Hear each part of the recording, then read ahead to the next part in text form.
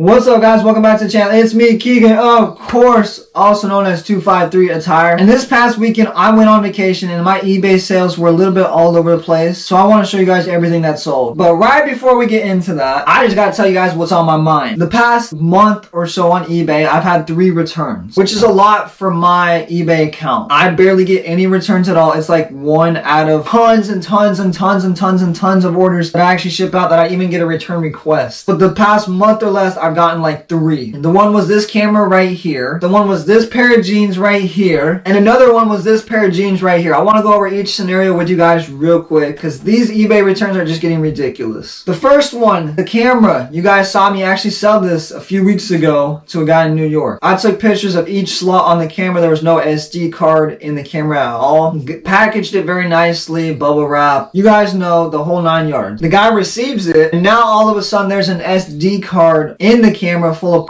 which you guys know sounds absolutely insane. Absolutely insane. Especially when I took a picture of the SD card slot and there was nothing on the camera at all. No images, no videos, nothing. So I call eBay up. I said, yo, look, this is what's going on. And on top of all that, when the guy opened the return request, he sent me pictures of that stuff that was supposedly on the camera. I don't really want to get too in depth with the pictures because I received those type of pictures from the buyer. I didn't think you could legally send people pictures of your body on the internet without their permission or whatever you want to call it, but that was very odd. Called eBay up. They said I have to accept the return, but when I do receive the camera back, dispute it and I should get my money back and the negative feedback should be taken off, which I did and I'm still waiting on that. Hopefully it'll happen within the next day or so. Next situation, this pair of pants right here. You guys saw me ship these out a few weeks ago. Person received it. They sent me pictures of the ripped zippers. Literally just ripped. I don't even know how because I'm the one who zipped them up right before I shipped them out. And if you guys know, I ship 99% of my clothes in this type of bag